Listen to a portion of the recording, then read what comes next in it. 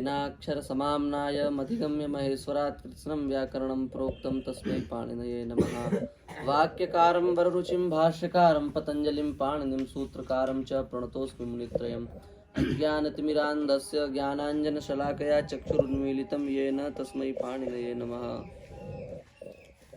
सार्वधातुक प्रक्रिया में जो सार्वधातुक हैं उनके पित्त और अपित्त दो विभाग बनते हैं, और अजादि और हलादि। पित्त भी दो प्रकार का, अजादि और हलादि, और अपित्त भी दो प्रकार का, अजादि और हलादि। इस प्रकार से प्रत्यय की मुख्यतया तीन पहचानें हुई, अजादि हलादि है, पित्त अपित्त, सार्वधातुक। बस सार्वधातुक फिर उधर अर्धातुक को अलग हो जाता है। पहली पहचान है कि सार्वधातुक है कि नहीं। सबसे पहली पहचान यहाँ से चालू होती है प्रत्यय की। प्रत्यय सार्वधातुक है कि नहीं। यदि प्रत्यय सार्वधातुक है तब फिर इसकी दूसरी पहचान होगी कि ये पित्त है कि अपित्त है। ये इसकी दूसरी पहचान हुई। अपित्त है तो प्रत्यय अजादि है अथवा हलादि है। ये इसकी तीसरी पहचान हुई। तो कुल मिला के प्रत्ययों की कितनी पहचानें हो गई? तीन।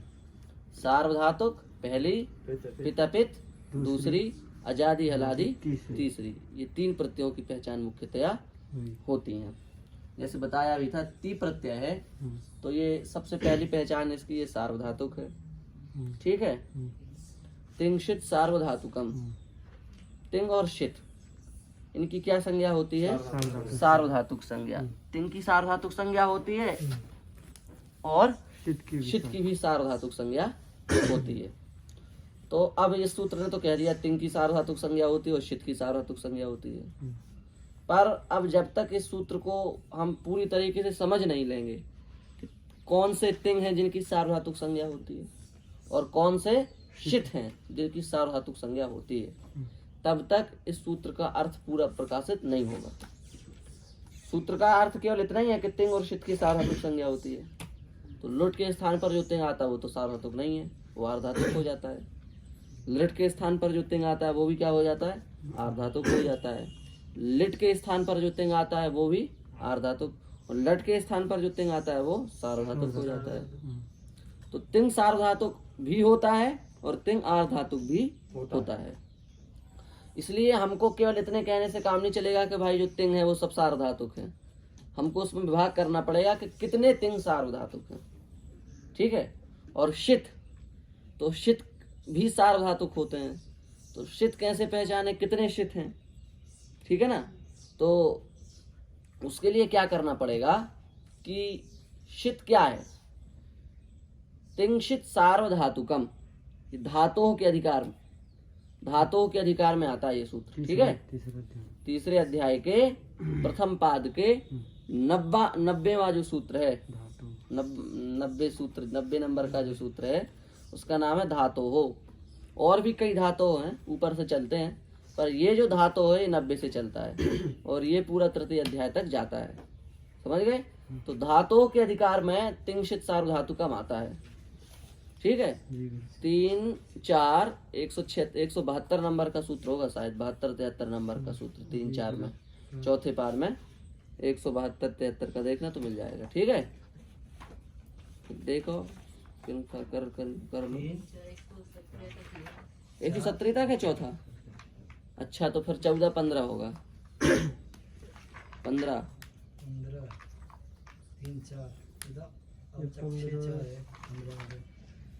100 15 नहीं 115 लिट उसके ऊपर लिंगा से उसके अर्धातुकम है ना। तिंशित सार्वधातुक 113 13 पे है। चलो 3, 4, 113 है तिंशित सार्वधातुकम, है ना।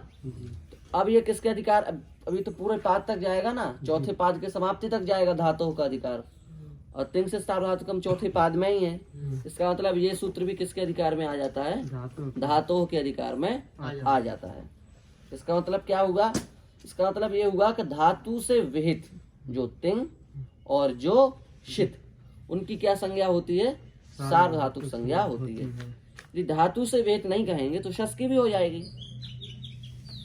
सु औ जस अम आउट शस, उसमें भी शा की संज्ञा होती है। लेकिन तो वो शस भी क्या है? दम सकार हो, हाँ शस भी क्या है? शित है। तो शित होने से उसकी भी क्या संज्ञा हो जाएगी? सार्वधातुक संज्ञा। पर उसकी नहीं, धातु हो वहां जोड़ा जाएगा। धातु से विहित जो तिंग और धातु से विहित जो शित, उसकी क्या संज्ञा होती है? सार्वधातुक संज्ञा होती है। समझ में आ रहा है ना? धातु से विहित तिंग की, धातु से विहित शित की सार्वधातुक संज्ञा होती है। ठीक है।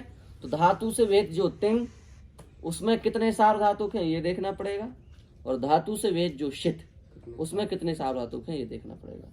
तो शित जो है वो व्यापक शब्द नहीं है, वो एक देश वृत्तित्व शब्द है, एक देश वृत्ति में घटित शब्द है। समझ रहे हो ना? जैसे हमने कहा ब्राह्मण, तो ये व्यापक शब्द है, इसमें हजारों लाखों करोड़ों जितने सब ब्राह्मण आ जाएंगे, और उस ब्राह्मण में हमने कह दिया रामयस, तो ये एक देश घटित शब्द हो गया, ये एक ही है। या हमने कह दिया सिखा वाले ब्राह्मण, या हमने कह दिया संध्या करने वाले ब्राह्मण, तो ये एक मुट्ठी में समेट के आ जाएगी बात। तो उसी प्रकार के शित जो है ना, ये मुट्ठी में समेटने वाली बात है। शित का जो व्यापक स्वरूप है वो दूसरा है। जैसे हमने कह दिया सिखा, जिसकी सिखा वो ब्राह्मण, तो ये एक छोटा स्वरूप हुआ, पर ब्राह्मण तो आजकल सिखा भी नहीं रखते, तो वो एक उनका दूसरा स्वरूप हो गया। ऐसी शित जो है ये एक शब्द है जो पूरे में नहीं घटित होता है। शित का व्यापक स्वरूप क्या है उसको समझना पड़ेगा शित जानने के लिए हमको। तो धातु से 4 प्रकार के प्रत्यय लगते हैं, जो पहले भी हम बता चुके हैं। एक तो लगते हैं सनादि 12 प्रत्यय, सनादि 12 प्रत्यय, सन क्यच काम्यच क्यंक्यच टिच यंग यक आय यंग लिंग। ये 12 प्रत्यय जिनको कहा जाता है सनादि प्रत्यय। 3-1-5 से लेकर के अष्टाध्यायी में 3-1-32 तक सनादि 12 प्रत्ययों का विभाग है। ठीक है, ये हो गया। फिर 3-1-33 से लेकर के 3-1-90 तक विकरण प्रत्यय हैं। कौन से? विकरण। तो धातु से दूसरे प्रकार के प्रत्यय कौन से लगते हैं? विकरण। और पहले सनादि 12 प्रत्यय। तो एक हुए सनादि 12 प्रत्यय, दूसरे हुए विकरण प्रत्यय, तीसरे प्रत्यय हैं कृत प्रत्यय। कौन से? कृत प्रत्यय, जिनकी संख्या है 121। कौन से प्रत्यय लगते हैं? कृत। और कृत के बाद चौथे प्रत्यय जो होते हैं तिंग। चौथे प्रत्यय कौन से लगते हैं धातुओं से? तिंग। तो कुल मिलाकर के धातुओं से कितने प्रकार के प्रत्यय लगे? 4 प्रकार के। सबसे पहले सनादि 12 प्रत्यय, दूसरे नंबर विकरण प्रत्यय। विकरण प्रत्यय के भी 2 विभाग हैं, सार्वधातुक निमित्तक विकरण, आर्धातुक निमित्तक विकरण। जैसे अपना ताश होता है, आर्धातुक निमित्तक विकरण है। स्या होता है, ये आर्धातुक निमित्तक विकरण है। चिली होता है, ये आर्धातुक निमित्तक है। चिली के स्थान पर सिच होता है, कहीं चंग होता है, कहीं अंग होता है, कहीं सा होता है, कहीं सकिट सिच होता है। ये सब आर्धातुक निमित्तक विकरण है। समझ गए? आम होता है, ये आर्धातुक निमित्तक विकरण है। और शप होता है, श्यन होता है, श्नु होता है, शा होता है, श्नम होता है, श्ना होता है, शायच होता है, शानच होता है। ये सब जो है, ये सब क्या है? ये सार्वधातुक निमित्तक विकरण है। तो विकरण भी कितने प्रकार के हैं? 2 प्रकार के, एक सार्वधातुक निमित्तक विकरण, एक आर्धातुक निमित्तक विकरण। ठीक है। तो 3-1-33 से 3-1 संख्या भूल रही है अभी हमको, शायद 66 नंबर सूत्र क्या है? 3-1-66।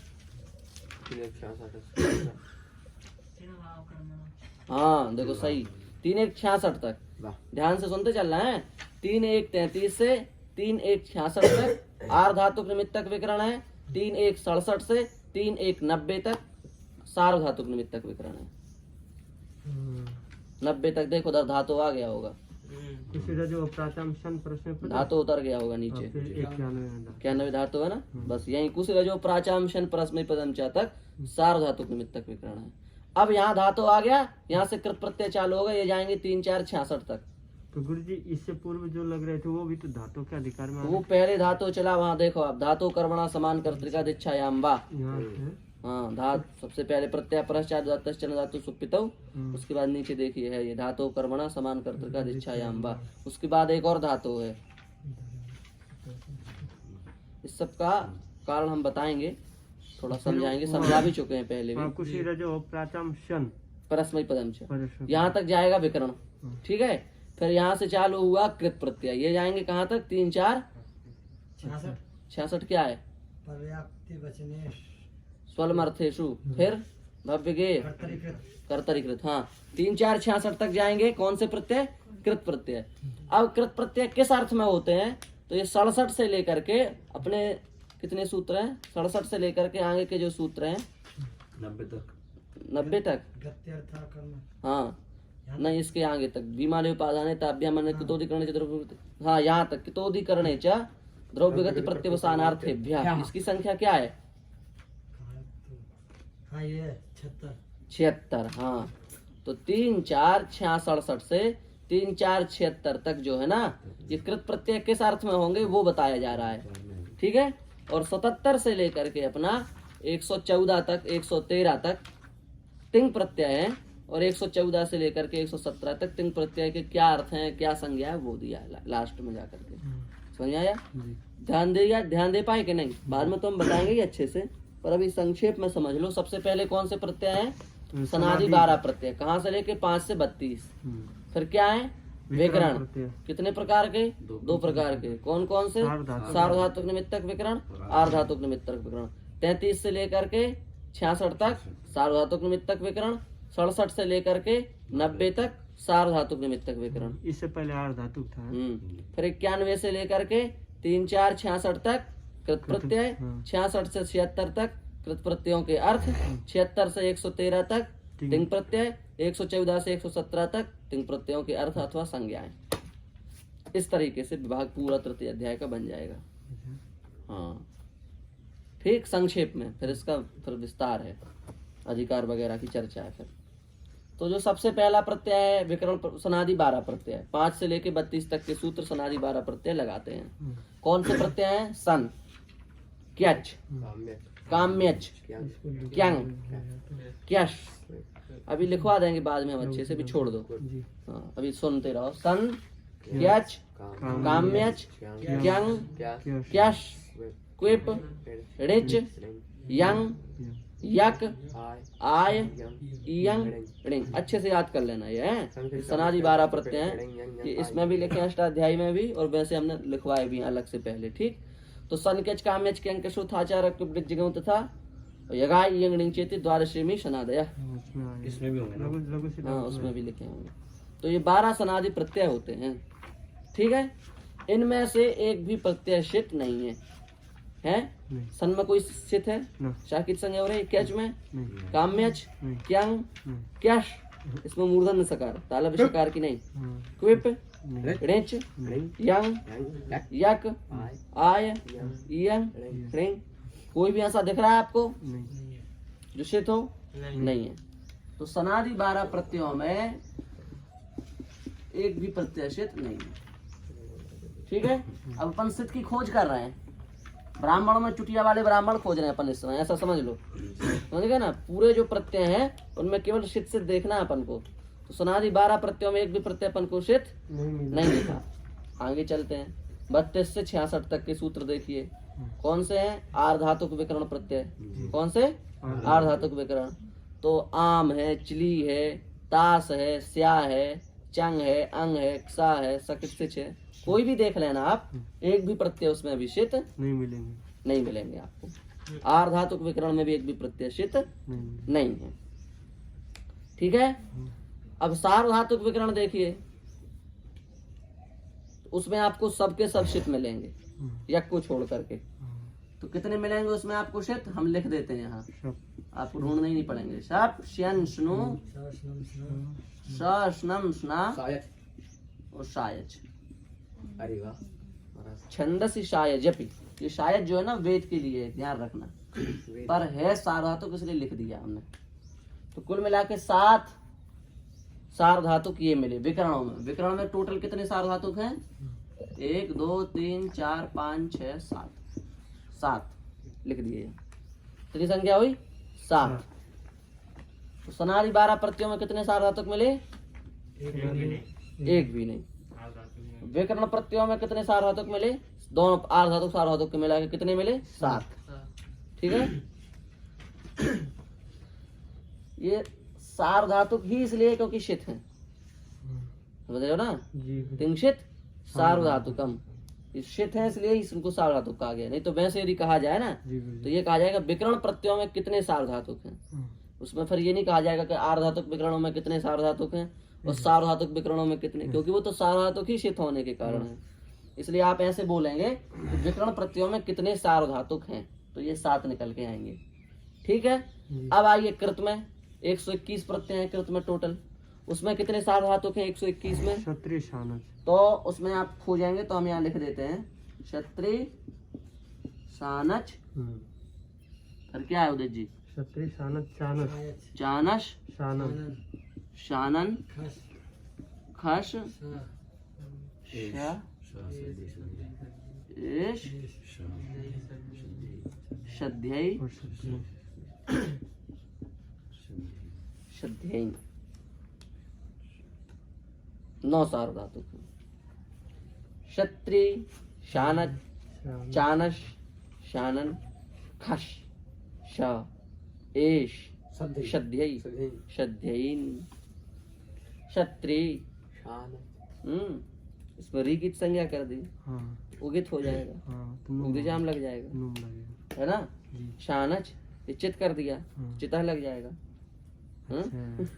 सबका अलग अलग ये फल है। स्वर के लिए स्वर के लिए ऐसे चानस भी है। हाँ, और शानन नित्यादेर नित्यम नित हो गया, अच्छा तो इसमें भी स्वर में अंतर आ जाएगा। हाँ। और खश खशु खित्यनव्यस्य खित्यनव्यस्य शा, शा तो शीत होने सार्वधातुक हाँ तो विकर्ण वगैरह के काम में आएगा। और एश भी शीत है। हाँ, और शध्यई और शध्यईन, यहाँ फिर नित्यादेर नित्यम। अच्छा तो ये सब अंतर होता है, धीरे धीरे पता लगता है। वही तो हो गया था वृत्रासुर के यज्ञ में, हाँ, इंद्र शत्रु विवर्धस्व मां चिरम जय विद्विषम। इसको समझाएंगे अच्छे से, वो बड़ा विवादित प्रकरण है।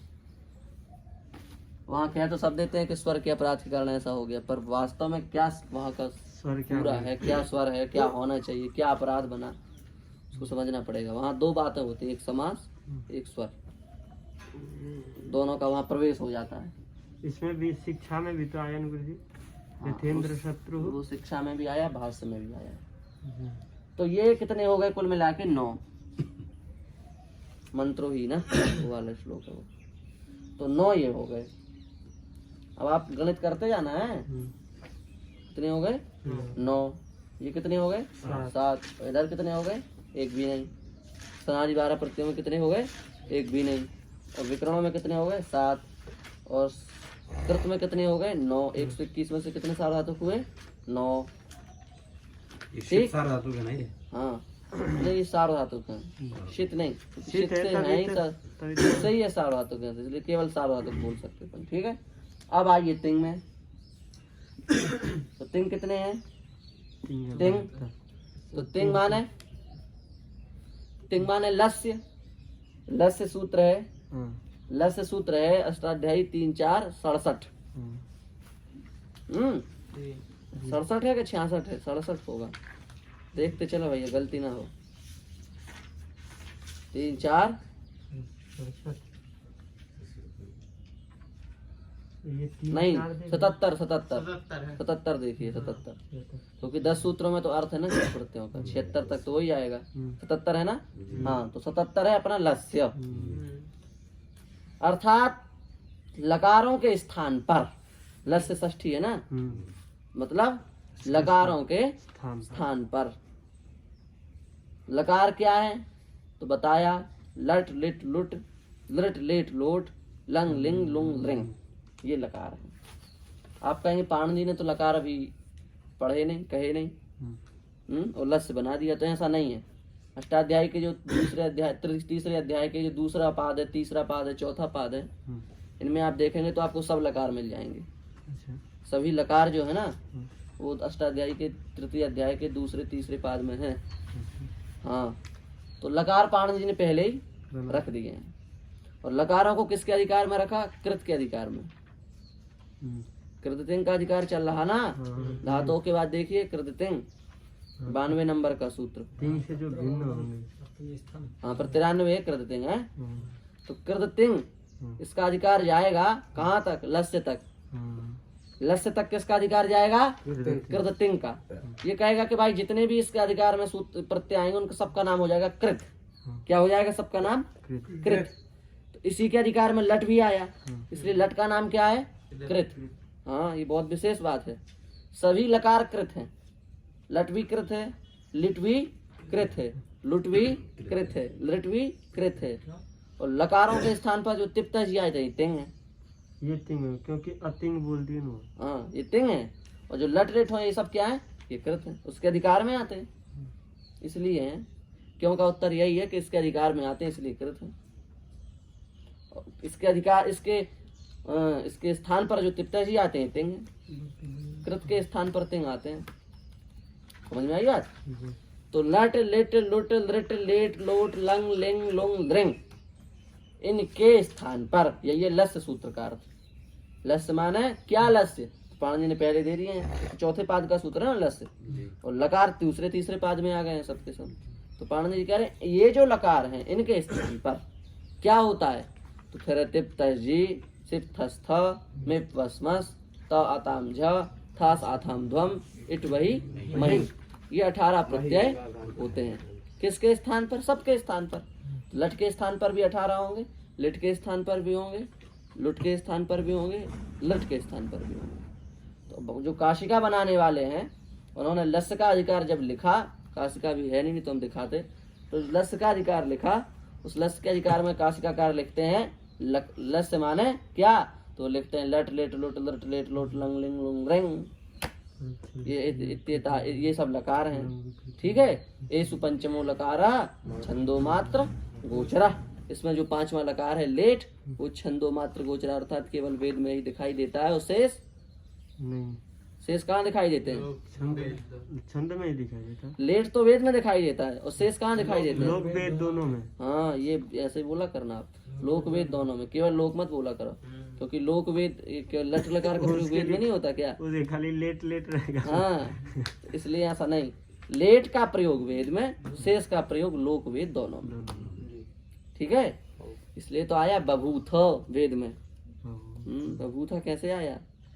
ससुव, ये आया भी, ससुवा कहाँ से आ गया? ये सब वैदिक, ये सब लकारों के प्रयोग हैं। ठीक है।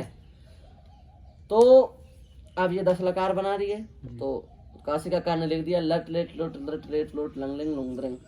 अब जब भट्टोजी जी के हाथ पड़ी काशिका, तो उन्होंने सूत्र को पढ़ा, और सूत्र को पढ़ के उन्होंने देखा लट लेट लोट लट लेट लोट लंग लिंग लुंग द्रिंग। चलो कहा ठीक है, बढ़िया है। तो उन्होंने लट के बाद लेट रख दिया, लेट के बाद लुट रख दिया। उनको आसानी समझ में आई ऐसा रखने में, क्योंकि लट में आ है, लिट में ई है, लुट में ऊ है। तो काशिकाकार ने सोचा ये 10 लकार ऐसे रखेंगे तो याद जल्दी हो जाएंगे। आ के बाद ई के बाद ऊ के बाद री। अब लट के बाद लिंग रखते, और लिंग के बाद लुट रखते, और लुट के बाद लेट रखते, तो थोड़ा कठिनाई होती याद करने में। तो आ ई ऊ रिल री ए ओ, फिर आ ई ऊ हो गया, ऐसे ही तो है। और री लट आ लिट ई लुट ऊ आ ई ऊ, और लिट री री मान लो प्रलय और अभेदा के नियम से। और लट लेट लट लेट ए लोट ओ हो गया। फिर लौट के दोबारा आ से, तो लंग लिंग लुंग लिंग आ ई ऊ री हो गए। उन्होंने ये बना दिए रटने के लिए, रटने में आसानी पड़ेगी। रटने में आसानी है कि नहीं ऐसे में? और लट के बाद लुट बनाते तो थोड़ा कठिनाई होती, तो ये रटने में आसानी पड़ जाए इसलिए उन्होंने इसको इस तरीके से रखा, लट के बाद लिट को, लुट के बाद लिट को। और नहीं तो यदि ऐसे ही रखने होते तो अष्टाध्यायी उठा के देखो आप, जो लकारों का क्रम है वो तो ऐसा नहीं है।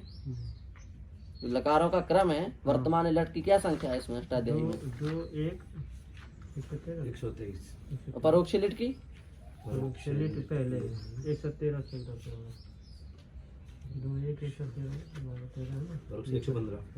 और लट की है 2-1-127। और देखो 24। पाणिनि जी ने लिट पहले रखा है, लट बाद में रखा है।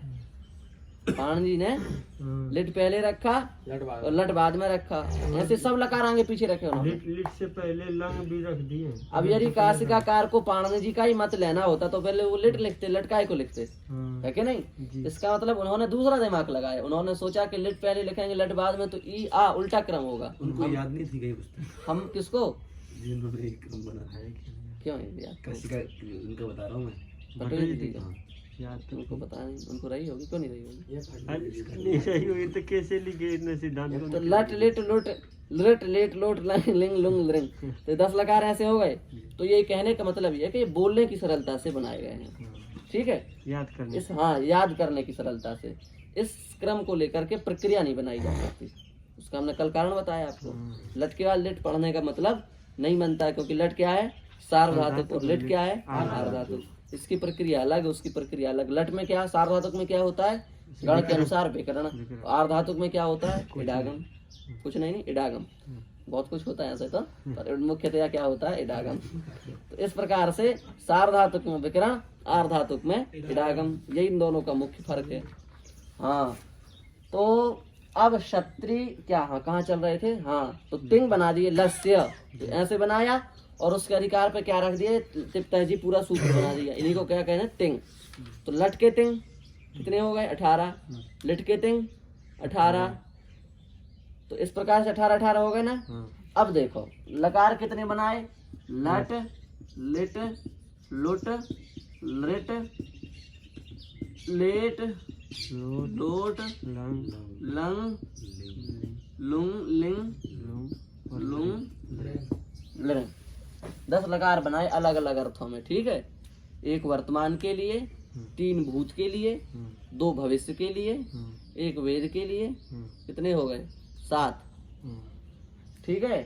और आश्रित और विधि मंत्रणा मंत्रणा अधिष्ट वगैरह कितने अर्थ हैं वो लिंग के हो गए, ठीक है। और हेतु हेतु मद्भाव में लिंग हो गया, ठीक है। तो और बताएंगे इनके अर्थ अलग से, हम लिखवा देंगे सबके सूत्र सहित अभी संक्षेप में।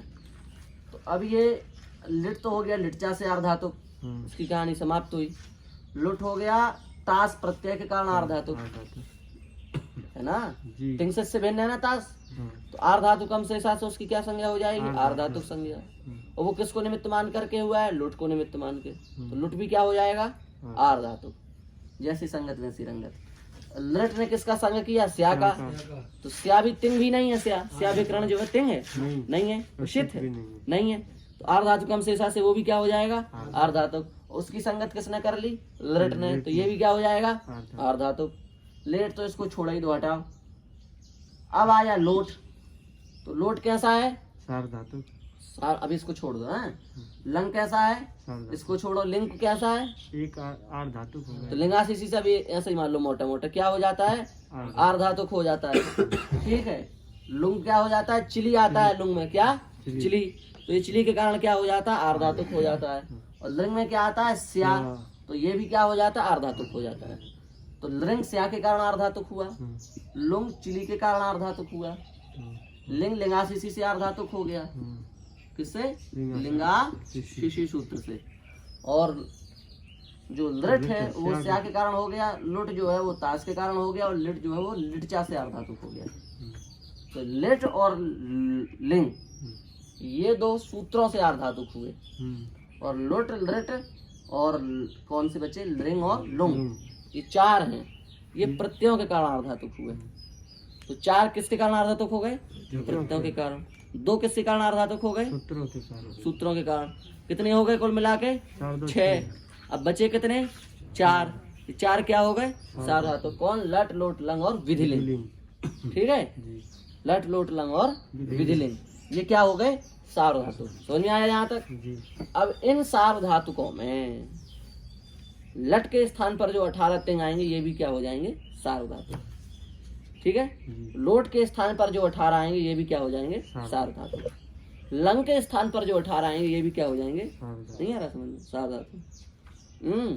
और विधिलिंग के स्थान पर जो 18 आएंगे वो भी क्या हो जाएंगे सार्वधातुक।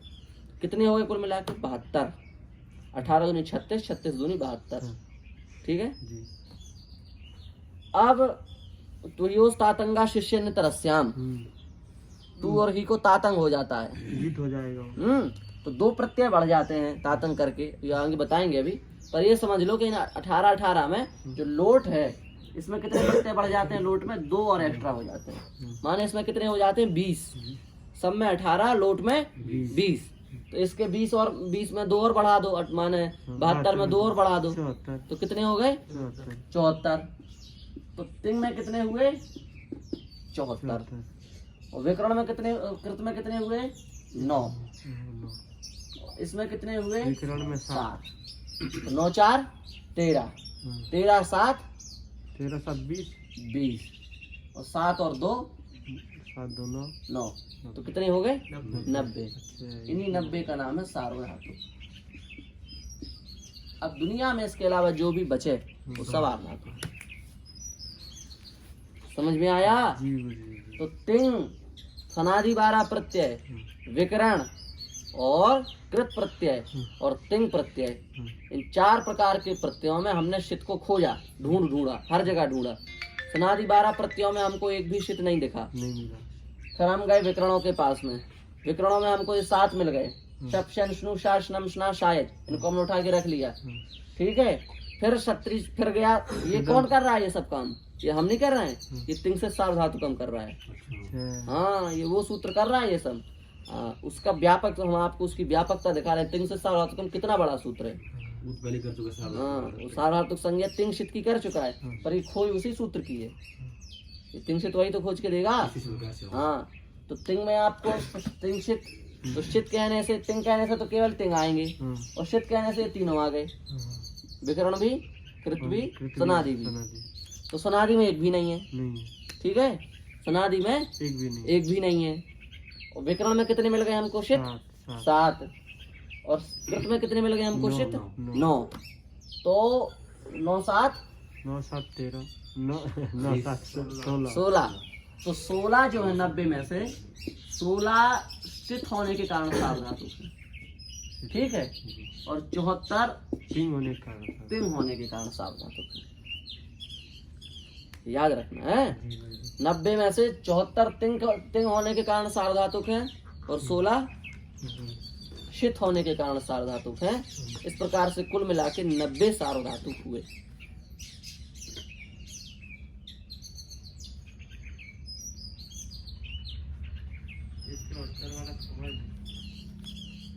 अठारह लट के स्थान पर आएंगे, तिप्तः जी तिप्तः 18।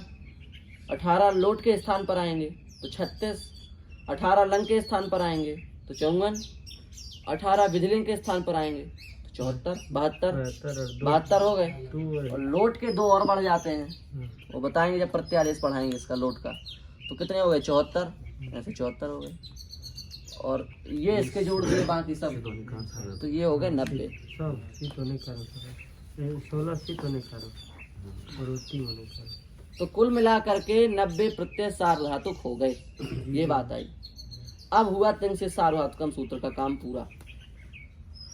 इतने से काम नहीं चल जाता कि तिंग और शित की सार्वधातुक संज्ञा होती है, उसके लिए आपको ये पूरा समझाना पड़ेगा। अब तिंग से सार्वधातुकम पूरा हुआ है यहाँ जाकर के। आपको तिंग दिख गए ना कितने सार्वधातुक है।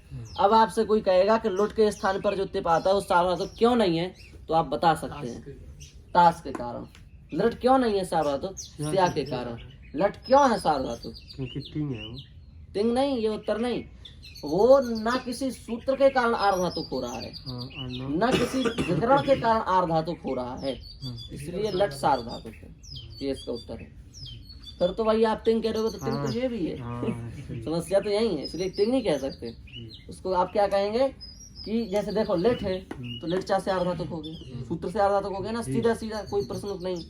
लोट है वो ताश जो है, ताश कैसा है? तिंग से भी भिन्न है, शिट से भी भिन्न है, इसलिए ताश क्या है? आर्धातुक। ताश के कारण, ताश के साथ आ रहा है क्या? लुट, इसलिए लुट भी क्या हो जाएगा? आर्धातुक।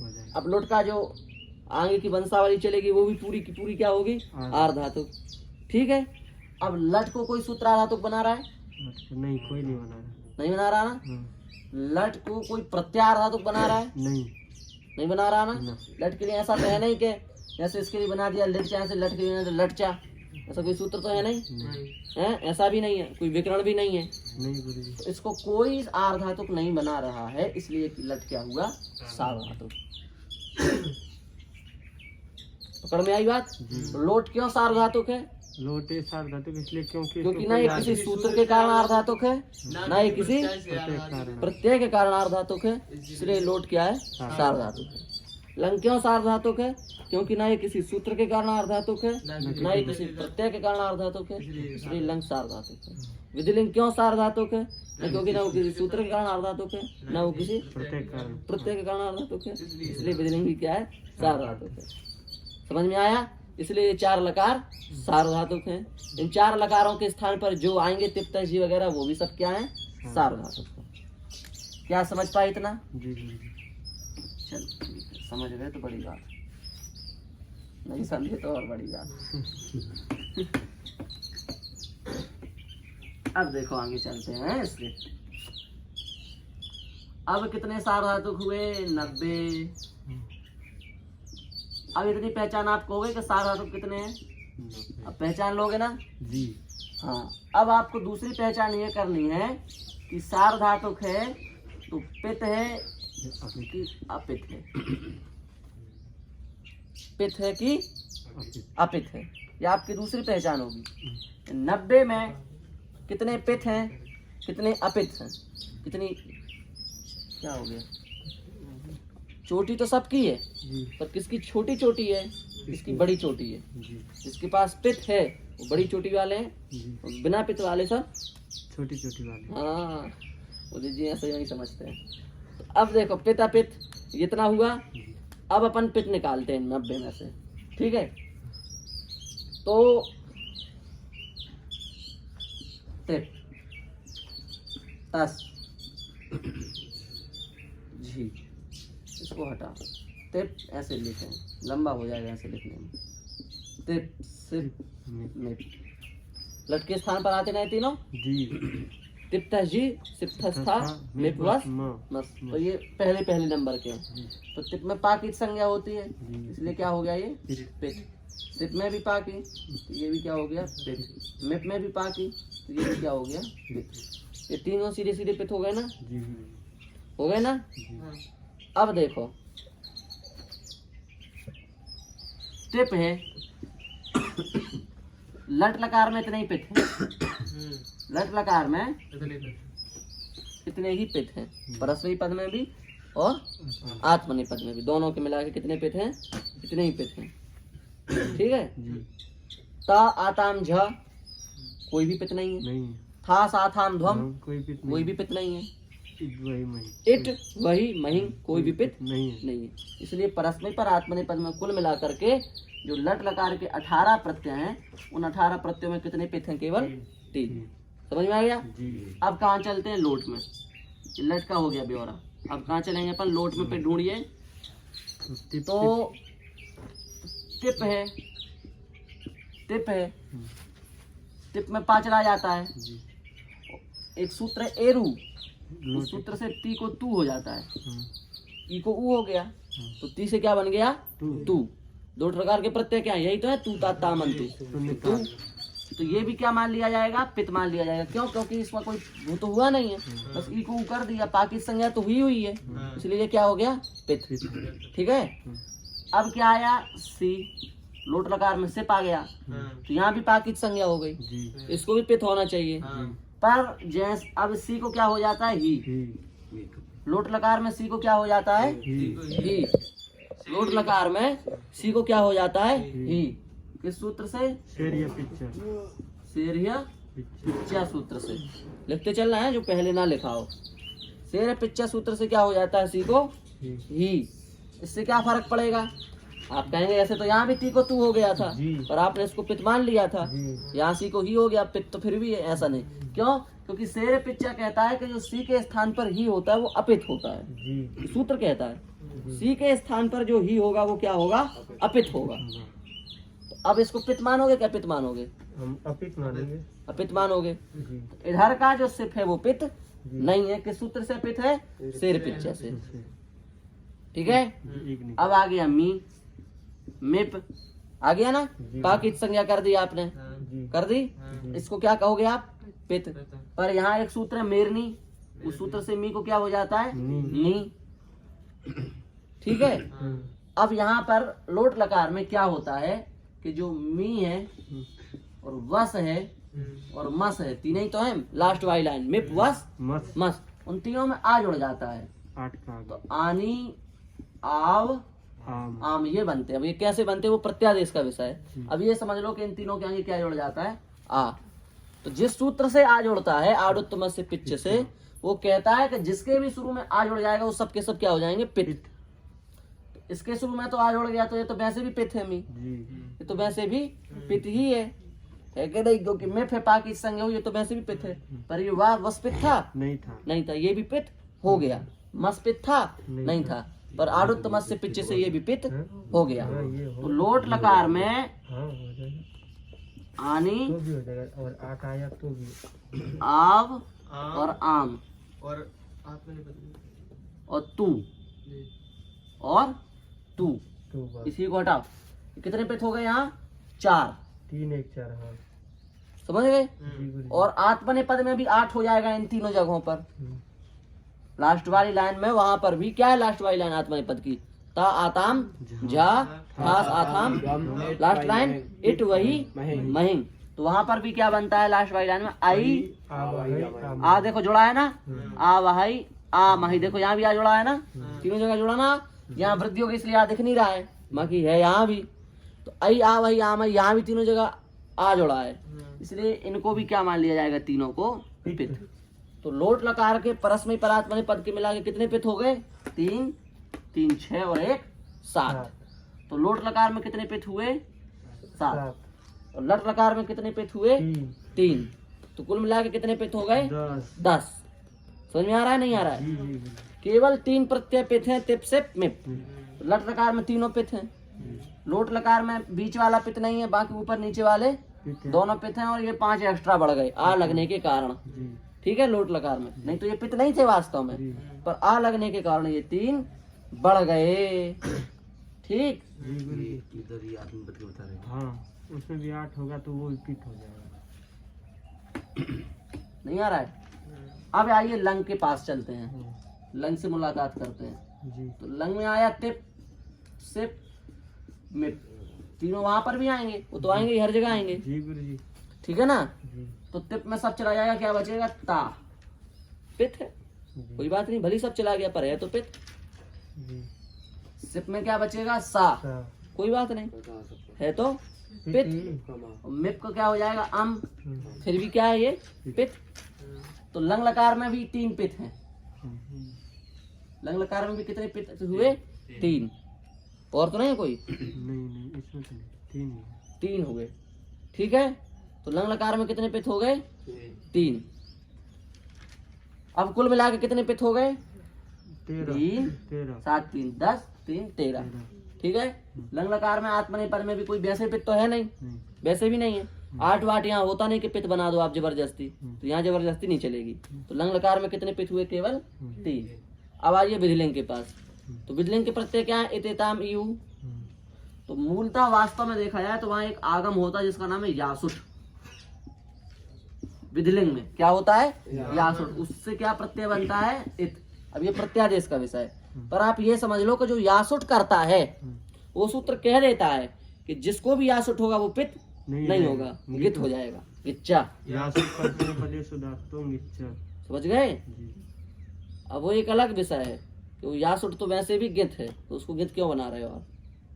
अच्छा, क्योंकि अपित सार धातु गितवत हो जाएगा। हाँ तो ये गित है। हाँ, तो फिर गिच्चा क्यों कहा अलग से? वो एक अलग विषय है, उसको भी छोड़ दो, क्यों कहा गुरु? उसको छोड़ दो। अभी तो ये देखो यासुट जो है वो क्या है? गित है। इसलिए एक सिद्धांत है भाष्यकार का, भाष्यकार में लिखा है पिच गिन्न गिच पिन्न।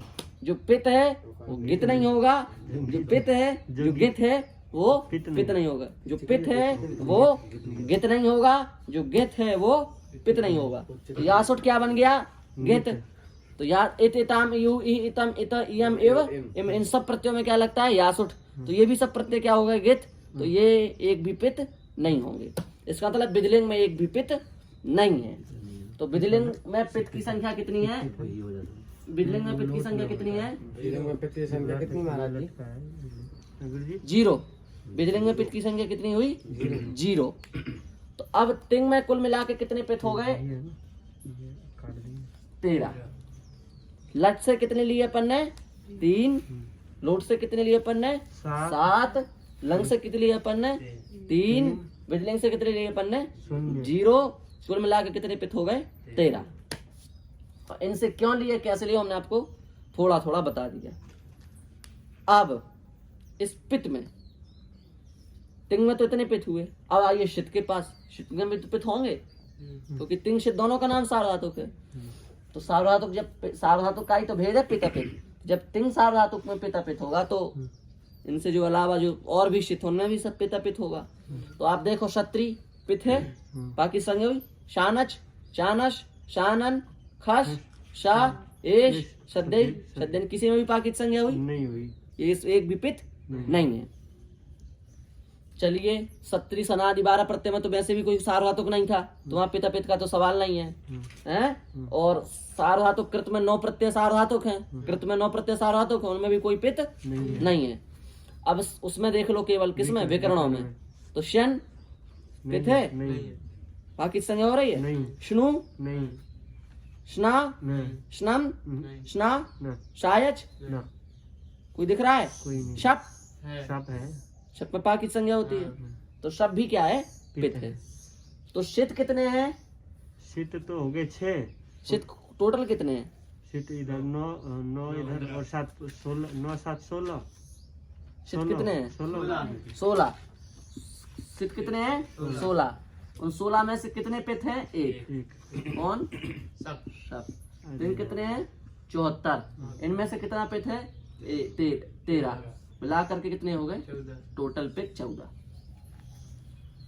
उतर रहे हैं धीरे धीरे नीचे की ओर। ये तो बंगाल वाला इलेक्शन हो गया गुरुजी। हाँ। 16 में एक ही पित हुआ। 16 में कितने पित्त हो गए? क्या 16 में 1 पित्त और इधर 74 में 13 पित्त, कुल मिला करके कितने हो गए? 14। कितने सार्वधातुक हैं? 90। 90 में बड़ी चुटिया वाले कितने मिले? 16। 16 14 नहीं 16। अब आइए, अब और बड़ी चुटिया देखते हैं उन्होंने। बड़ी चुटिया 13 किसका जोड़ दिए थे गुरुजी? अब आपको याद नहीं है 13 किसका जोड़ दिए? ये तीनों का है। 13 किसका जोड़ दिए? तीनों में जो पित था वो। हाँ, अब चलिए आगे। अब आगे, अब क्या बचा?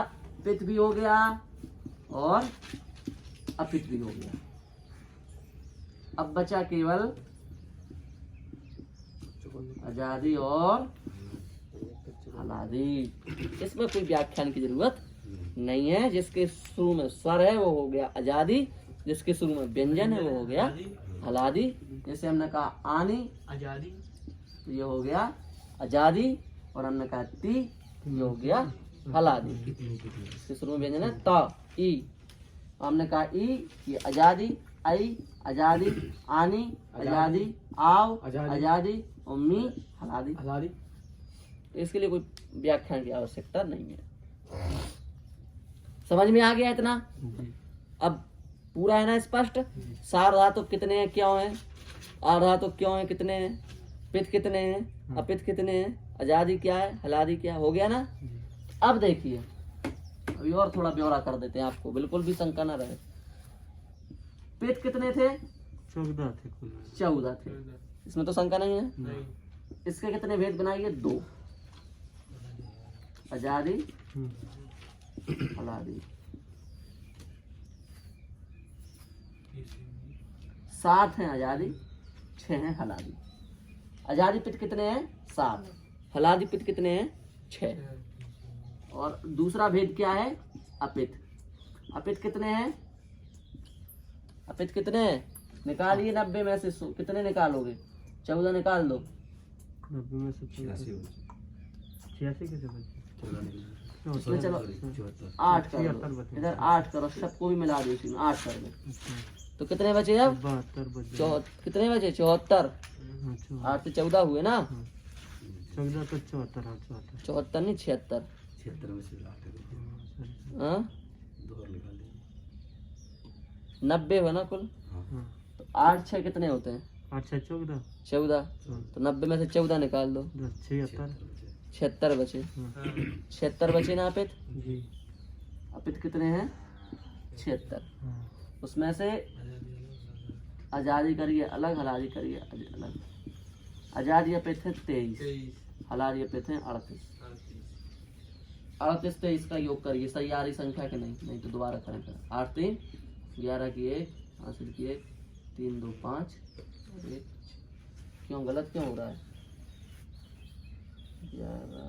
76 गलत है जी, 61 ही सही। हैं? हाँ गुरुजी हाँ 76 73 कैसे? गलत ऊपर 76 गलत है कहाँ?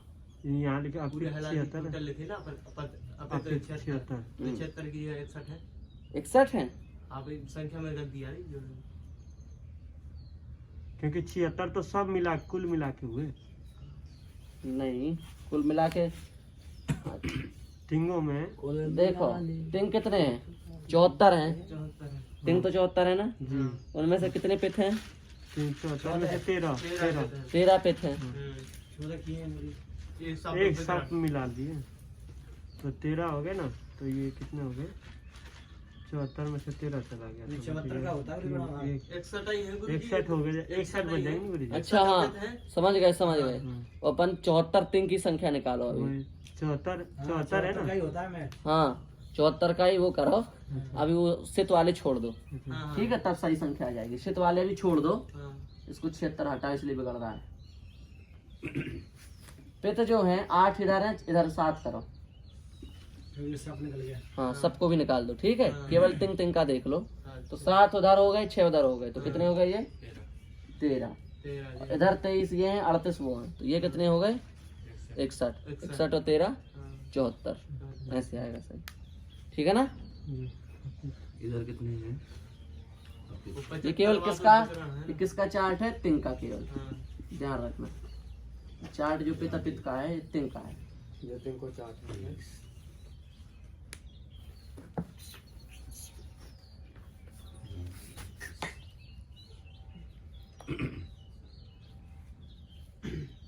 हो गया ना इतना? हाँ, अब इसको मिटा देते हैं। शुरू में लिख लिया। आपका नाम क्या है? हाँ वो सूरमणि है। मेरा नाम चलिए एक समन तक बनी हो गई। मैं बता दूं श्यामन। अब देखिए, तो सार्वधातुक, आर्धातुक, पित, अपित, अजादि, हलादि, इस तरीके से प्रत्यय की पहचान होनी चाहिए। तो जैसे हमने कहा ती, तो ये कैसा है? सार्वधातुक। दूसरी पहचान इसकी पित, तीसरी पहचान इसकी हलादि। उल्टा बोलिए, हलादि, पित, सार्वधातुक। अब इसमें देखो पहली तैयारी तो ये है आपकी कि पूरे 74 प्रत्यय याद चाहिए। सही बताएं तो 90 ही चाहिए। फिर उस 90 में आपको पिता पित याद चाहिए। फिर पिता पित में जारी हलादि की पहचान करने का विवेक चाहिए। वो तो सामान्य है। वो तो सामान्य है। अब देखिए ध्यान देना, अब बात घूमेगी। हाँ, हलादि पित सार्वधातु के सब प्रत्ययों की अपन ने पहचान कर ली, ठीक है। अपन ने छांट लिए कितने प्रत्यय, कितने लकार सार्वधातुक हैं? 4। लट लोट लंग विधिलिंग ये सार्वधातुक हैं, ठीक है। और इनके स्थान पर आने वाले 74 प्रत्यय क्या हैं? सार्वधातुक हैं, बाकी सब आर्धातुक हैं। अब इससे लाभ क्या हुआ? इतना सब लफड़ा करने से, प्रपंच करने से फायदा क्या हुआ आपको? फायदा सुन लो। अब फायदा यह हुआ कि हलादि पिट कितने हैं? 2 फायदा बताएंगे आपको हम इसके। हलादि पिट कितने हैं? 6। 6 एक अच्छे हैं। अच्छा आजादी 7 अजादि पिट कितने हैं? 7 7। हलादि अपिट कितने हैं? 38 अजादि अपिट कितने हैं? 25 23 23। 25 लिख लिए। फिर ऐसे में कोई गिनती कर लेगा मान लो विद्यार्थी, तब फिर आप फंस जाओगे। हाँ हमसे एक बार सत्यनारायण ने कर ली थी गिनती, बीना से आया था शुरू में, तो हमने प्रत्यय लिखा दिए ऐसे ही। इनने गिनती कर ली तो गिनती में इनको कम पड़े। हमसे पूछा, हमने की हमारी भी कम पड़े। अभी तो अच्छा चल रहा है, ऊपर से ही लिखा लिखाया, गिनती तो की नहीं कभी। फिर दूसरे प्रकार से गिने, तब फिर वो जाके सही बैठे। अभी आप इतिताम योग से गिनती करेंगे ना तो ये प्रत्यय गलत पड़ जाएंगे आपके। देखिए गिनती दूसरे प्रकार से करनी पड़ेगी, सिखा देंगे नहीं तो फंस जाओ आप कहीं। अब देखो, अब इससे लाभ क्या हुआ? आपने एक हलादि पित बनाना सीखा तो 5 अपने आप बन गए। एक अजादि पित बनाना सीखा, 5 अपने आप बन गए। एक हलादि पित बनाना सीखा, 37 बन गए। और एक अजादि पित बनाना उसमें 6 सीखा बन गए गुरुजी। 7 वाले है, एक बना सीख लिए, 5 ही तो बचा। तो कितने बचे? 6 बचेंगे। समझ गए? ये लाभ हुआ एक तो है। अब देखो दूसरा लाभ। दूसरा लाभ ये हुआ कि गण के अनुसार विकरण, ये दूसरा राग हुआ। यदि सार्वधातुक आर्धातुक अलग अलग ना बनाते तो फिर आप विकरण की पहचान कैसे करते, है कि नहीं? जी देखो पहले सार्वधातुक की कल्पना की पाणिनि जी ने, कि विकरण की कल्पना की। गुरुजी ये तो पहले पहले विकरण, पाणिनि जी ने सार्वधातुक बनाए होंगे कि विकरण बनाए होंगे? पहले विकरण बना लिया हम। क्यों? जब तक संज्ञा ही नहीं हुई सार्वधातुक तब तक विकरण आएगा नहीं। लेकिन सूत्र तो पीछे लिखे हैं ना 3 से 7। लेकिन है उल्टा। विकरण हमने अभी अभी बताया ना आपको, 3, 1, 67 से लेकर के 90 तक है। हाँ, और सार्वधातुक संज्ञा कहाँ की? 3, 4, 113 में। वही तो वहाँ है पीछे। इसका मतलब क्या है? इसका मतलब समझिए। इसका मतलब ये है कि पाणिनि जी ने गण के अनुसार विकरण पहले ही फिक्स कर लिए थे। अच्छा हाँ, किस गण का हमको कौन सा विकरण लगाना है। अब बस उनको समस्या ये थी कि कितने लकारों से विकरण लगेगा और कितने लकारों में विकरण नहीं नहीं लगेगा। इसी के लिए उन्होंने फिर सार्वधातुक संज्ञा कर दी। सार्वधातुकम, तिंसित सार्वधातुकम और आर्धातुकम शेषा। अब देखो कर्तरी शब्द जो है वो ये नहीं कहता कि हम सार्वधातुक में विकरण लगाएंगे, आर्धातुक में विकरण नहीं लगाएंगे। ये सूत्र नहीं कहता, कहता है? नहीं कर्ता अर्थ में लगाएगा सीधे। तो फिर सार्वधातुक में शब्द क्यों करते हैं आप? सार्वधातुक में शब्द में करते हैं, लेकिन शब्द तो सब जगह प्राप्त होगा, लेकिन बीच बीच में प्रत्यय आदि आके बांध देंगे तब आर्धातुक होता चला जाएगा। बीच में जैसे ताश आ गया, से आ गया, वो सबको बांध बांध के बैठता चला जाएगा। हाँ, ये बात कुछ ठीक है।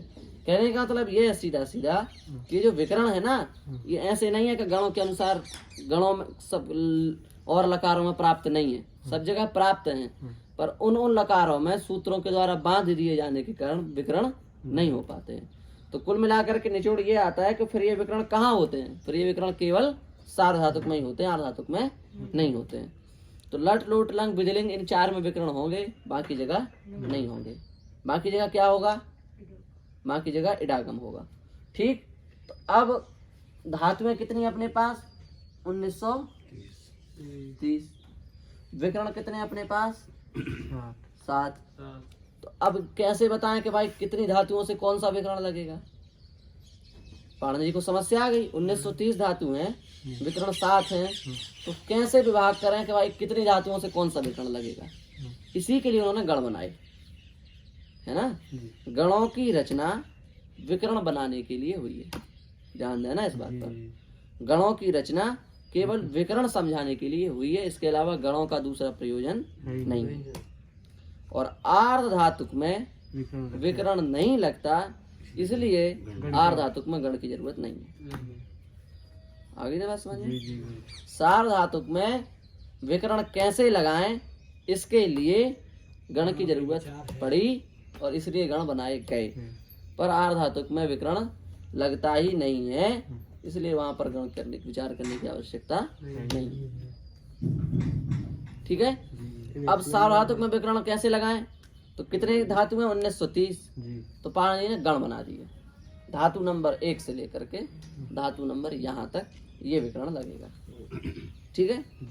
धातु नंबर यहाँ से लेकर के धातु नंबर यहाँ तक ये विकरण लगेगा।